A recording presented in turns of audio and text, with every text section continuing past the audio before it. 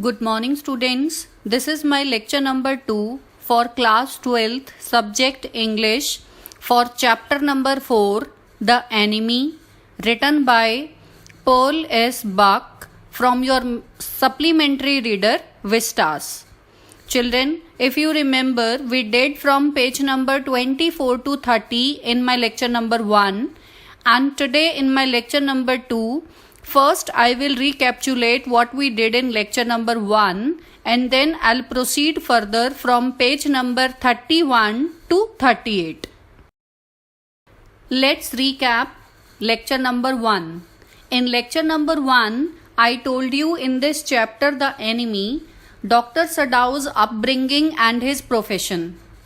Dr. Sadau was the only son of his parents, and he had not seen his mother also, but his father was a very austere man whose chief concern was his education.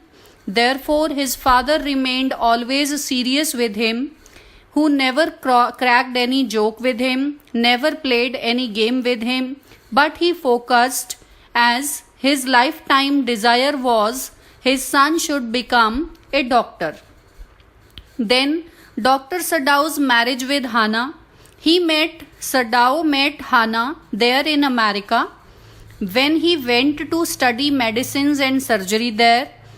But he did not express his love to Hannah as he was worried for his father, that his father would not accept Hannah unless she belonged to a pure race of Japanese. Therefore, Dr. Sadau married to Hannah after coming back to Japan, though they fell in love for each other there in America. Then one day when they were enjoying the weather and remembering their past of their meeting, they found a black figure coming towards them from the seashore. Then they leaned over the railing and ran out of their home to see who that black figure was. Then they found that black figure was actually an American person with white body and yellow beard. And Hannah took no time to find that the man was an American prisoner of war, because on his battered cap it was written US Navy. That was the time when America was at war with Japan, and all Japanese thought that all Americans were their enemies. This Japanese doctor, Dr. Sadau, found that American in front of him who was bleeding badly because he had a bullet somewhere in his body. And Dr. Sadau knew, being the best doctor in the whole Japan, he could treat that man very well and could save his life. But his patriotism came in between, and he gave priority to his duty being a doctor. Therefore, he decided to treat the man. And he carried the injured man to his home with the help of his wife Hannah. Then all the other members expressed or showed their behavior when they got to know that their master was ready to treat the man and he had decided to operate on him. This attitude of Dr. Sadau had made all his servants unhappy. Then the servants got angry with their master, the cook, the gardener, and in fact the children's caretaker Yumi. All three of them got angry with their master because their master had decided to work on that American prisoner of war in order to save his life. And before he could operate on him, he wanted somebody to clean the wound of that injured man so that Dr. Sadau would continue with his operation on his injured body. Therefore, Hannah decided to call Yumi to wash the wound of that American prisoner of war. This was what we did from page number 24 to 30 in lecture number 1. Now we will proceed further. Now this lecture begins when Hannah tried to clean the wound of the enemy. Hannah went inside first and moved the partition to one side. Sadau was not there.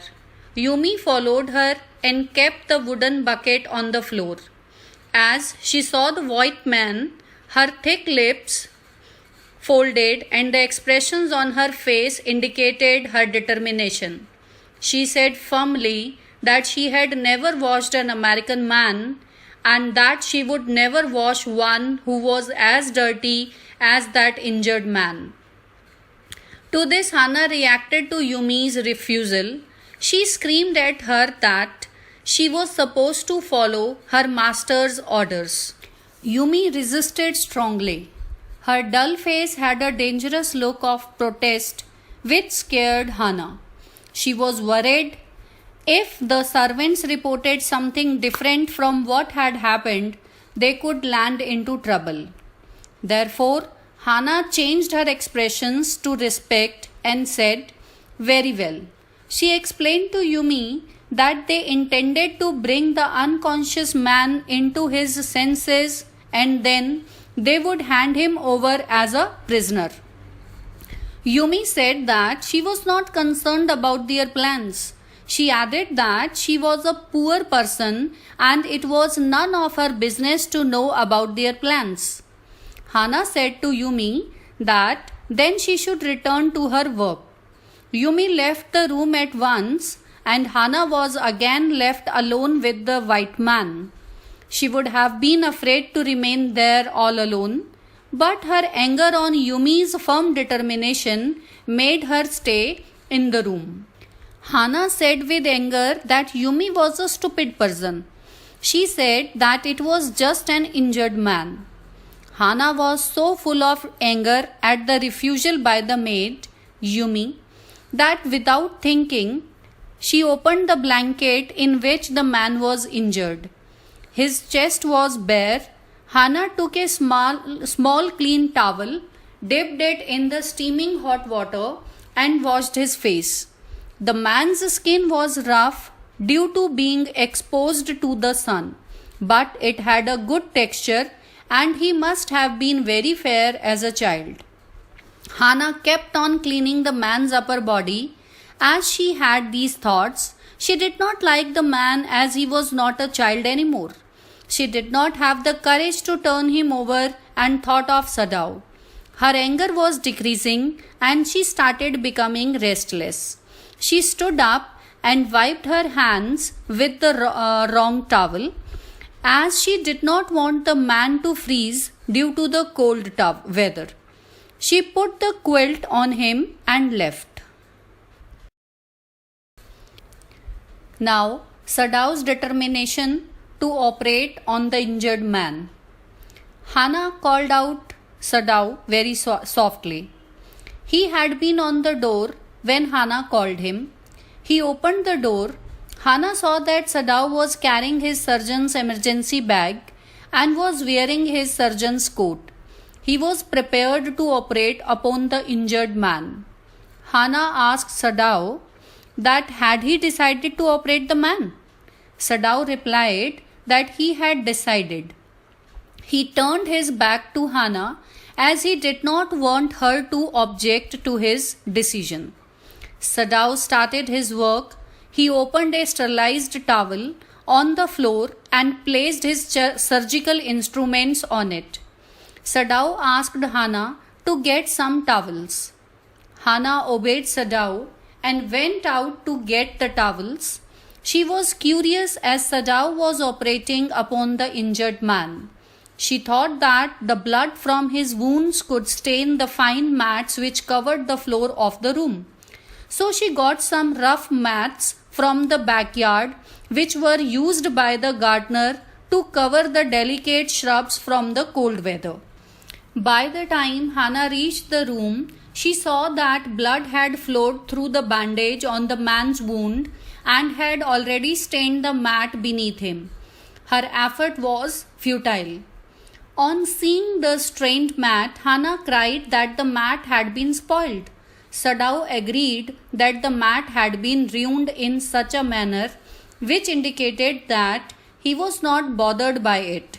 Sadao ordered Hana to help him turn the man over. She obeyed him and then Sadao started washing his back. Hannah told Sadao that Yumi had refused to wash the injured man. Sadao asked her that did she wash him? He did not stop cleaning him. He made fast small movements of his hands as he cleaned him carefully. Sadao was engrossed in work and did not seem to hear Hannah anymore. Hannah wondered that Sadao was not bothered who the injured man was. He was only concerned in performing his work well. Hannah's reaction after seeing the wound of the injured man. Sadao told Hannah that she would have to inject the injured man with a substance that induces insensitivity to pain. Hannah replied that she had never done that earlier. Sadao said in a haste that it was very easy. Sadao was removing the packing and now the blood started flowing faster.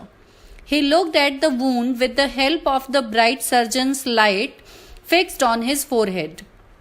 He announced that the bullet was inside the man's body. He wondered how deep the wound made by the rock was. He said that if the wound was not very deep, then he could get the bullet out. He added that the bleeding was not from the surface of the skin, which meant that the wound was deep and the man had already lost a lot of blood. When Hannah saw Sadao inspecting the wound, she could not see the site and so she coughed. Sadao looked at her and saw that her face was yellowish in color like the color of sulfur. Sadao reacted and ordered Hannah not to faint. He did not stop his work and continued inspecting the wound of the injured man. Sadao said that if he stopped, the injured man would certainly die. Hannah put both her hands on her mouth, jumped up and ran out of the room. Sadao heard her vomiting in the garden, but he continued with his work. As Sadao needed Hannah's help to operate the man, he thought that it would be better for her to empty her stomach so that she would not feel uneasy time and again. He was reminded that Hannah was seeing an operation for the first time and it was not a pleasant thing to see. Sadao was irritated and impatient as his wife was under stress and he was not able to help her due to the man who lay under his knife. He was just like a dead person. Sadao's behavior in Hannah's absence. Sadao thought that there was no reason for him to make efforts to save the man because there was no reason for him to live anymore. Sadao became merciless and started working fast. The injured man moaned, means spoke something in his pain. In his state of unconsciousness, he moaned, but Sadao kept on working without paying attention to the man's pain. Sadao said to the injured man that he was free to cry in pain. Sadao was not concerned that the man was in pain. He didn't want to operate him and he did not have any reason for doing so. Hannah's sympathy for the injured man. Hannah entered the room and asked Sadao for the anesthetic which she had to administer to the injured man. Her voice was clear, which shows that now she was prepared to help him. Sadao moved his chin to guide her to the bottle of anesthetic. He added that it was good that she came as the man had started to gain consciousness and it was important to sedate him. Hannah held the bottle and some cotton in her hands. She asked what she was supposed to do. He told her to put some anesthesia on the cotton and to place the cotton near the man's nostril. He did not stop his delicate work and added that she should remove the cotton when the man started to breathe badly. Hannah sat in a squat and went close to the face of the sleeping American man. She felt sad and sympathetic towards him as she saw his thin face and twisted lips. She knew that he was suffering. She wondered whether the stories that she had heard about the torture meted out to the prisoners were true. The stories were like rumors, which spread when people told them to others.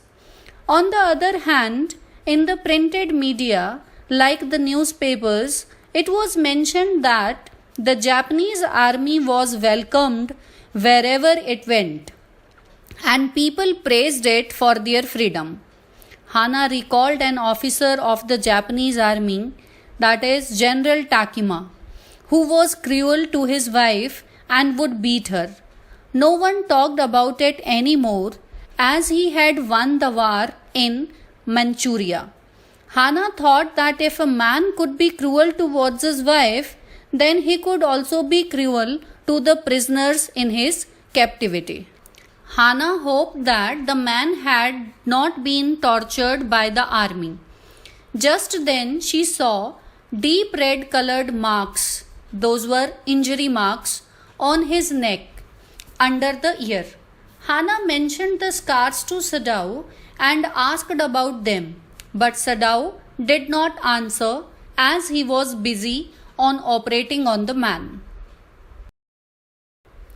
And now we'll talk about how the bullet from his injured body was taken out by Dr. Sadao. At that moment, the tip of his instrument hit something hard. That something hard was actually the bullet inside the body of American prisoner. It was very close to his kidney. Sadao was not thinking of anything else. He was happy to have finally found the bullet. He moved his fingers inside the wound. Sadao was familiar with the tiniest part of the human body. His professor of anatomy in America had told them that if a surgeon ignored the knowledge of any part of the body, it was the first misdeed that he had committed. His professor would repeat these words in his class often. Sadao spoke to the injured man. He said that the bullet had just missed his kidney. When Sadao would get engrossed in the operation, he would start talking to the patient. He addressed that patient as my friend. He called the injured man also my friend. He forgot that this man was not a friend but an enemy. Sadao was quick. He made a few surgical cuts on the body and removed the bullet. The man trembled in pain but remained unconscious. He spoke a few words in English which were an expression of the pain that he was experiencing. The injured man choked and said, "Guts. They got my guts." He meant that he was brave and courageous, and the Japanese army would have a tough time while punishing him. Upon hearing him, Hana cried out to Sadao. Sadao hushed her to keep quiet. The man became so quiet that Sadao held his wrist to check his heartbeat. He was checking if the man was still alive. His pulse was there, although it was very weak. Sadao thought that it was enough for a person who had a desire to live. There was still hope that the man would survive. The injured man would surely survive. Sadao turned quickly and chose a small bottle from the medicines. He filled a syringe with the medicine and pushed the vaccine into the man's left arm. Sadao placed the needle down and held the man's wrist. The pulse shivered once or twice and then improved. Sadao took a deep breath as he told Hana that the injured man would surely live. He woke up. His blue-colored eyes were full of fright as he realized where he was. Hana felt sorry for him. She served him food as the servants refused to enter the room where he was kept. When Hana met the injured man for the first time, she saw that the man was gathering strength and he was full of fear. Hannah said softly to the injured man that he should not be afraid. He was astonished that she could speak English as well. Hannah replied that she had lived in America for a long time. The man wanted to speak further but was not able to speak. Hannah fed him gently with a spoon made of porcelain. The man did not want to eat, but still he ate. As Hannah fed the man, she said that soon he would become strong. She said so despite the fact that she disliked him. The man did not reply to her at all. Let's talk about the recovery of the soldier. Sadao visited the man on the third day after the operation. The young boy was sitting, but his face was pale and weak due to the effort that he made while sitting. Sadao screamed at him, screamed means shouted, and ordered him to lie down. He said that the man would die if he stressed himself. Sadao forced him down and inspected the wound that he had operated upon. He scolded the man that he could die if he tried to exert himself. The boy asked Sadao what would he do with him now. It seemed that the boy was hardly 17 years old. He asked Sadao that would he hand him over to Japanese army. Sadao did not reply instantly. He completed examining the body and then put the silk quilt on him. Sadao said that he himself did not know what he should do with the boy. He added that he was supposed to hand him over to the police. He also disclosed that he knew that the boy was a prisoner of war. As Sadao saw that the boy was about to speak, he raised his hand to indicate him not to do so. Sadao asked him not to speak and not to tell even his name unless he asked him to do so. Sadao and the boy exchanged glances, and then the boy closed his eyes and turned his face towards the wall. He said okay in a very low voice as he felt bitter by Sadao's words. Now we'll discuss about the servant's reaction. Hannah said to Sadao that Yumi told her that the servants would not stay with them if the American man lived there any longer. She also said that Sadao and Hannah had been in America for such a long time that they had forgotten their country's priority. Yumi and the other servants thought that Hannah and Sadao started liking Americans. Sadao reacted harshly and said that this was not true. He said that Americans were their enemies. He had been trained in such a way that he could not let a man die and would help to save him in whichever way he could. This was what Sadao had done. Hannah said that the servants could not understand Sadao's predicament. Sadao agreed with this, and both of them had nothing more to say. The chores of the house continued, but the servants were vigilant. They were polite but unfriendly towards their masters. One morning, the old gardener said that it was obvious what their master should have done. The old gardener had worked with flowers all his life and specialized in moss.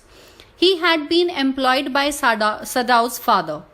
The gardener had made one of the best moss garden in Japan for Sadao's father. He would sweep the bright green colored carpet of the moss clean so that the sharp leaves of pine tree could not spoil the soft velvety surface. He plucked a flower bud from the bush as he said that his master's son, that is Sadao, knew very well what he was supposed to do.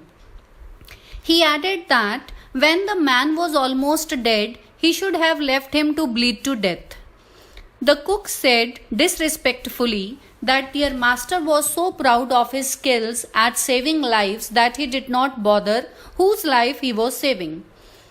She cut the neck of a hen skillfully and held the bird as it shivered.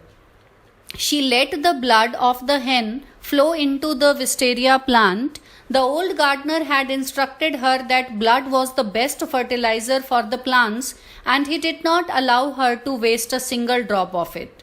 Yumi was worried about the fate of Sadao and Hana's children.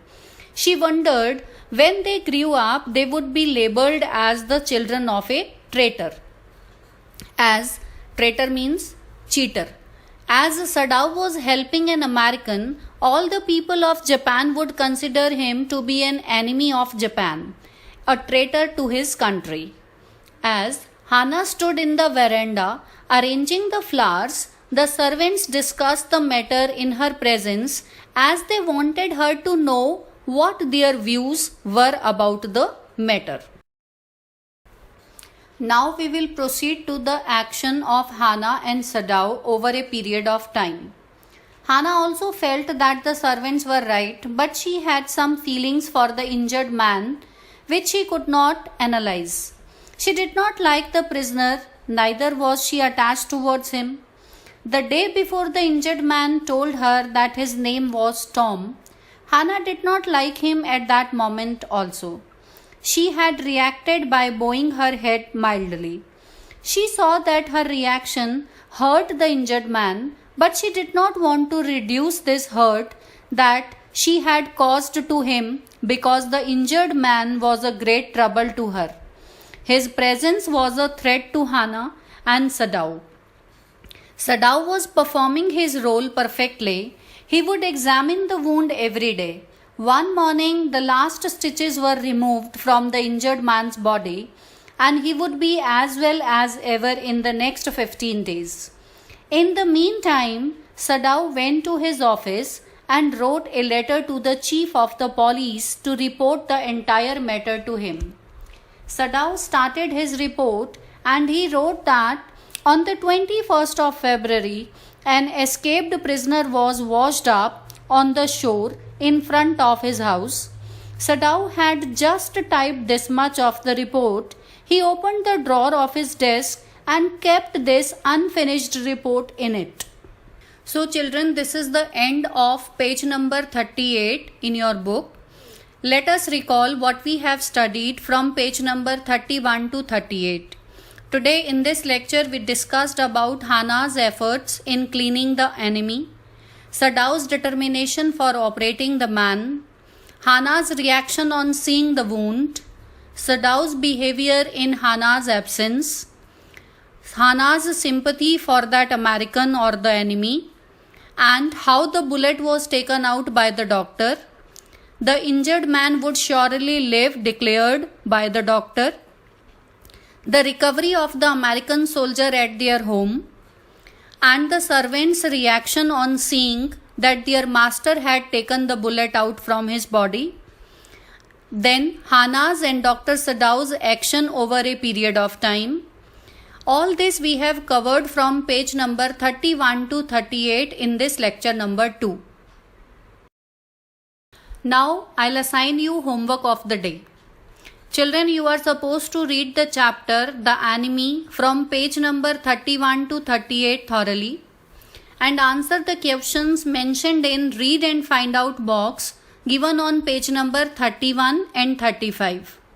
I hope you'll be doing them honestly. This is the end of my lecture. Thank you. Have a nice day.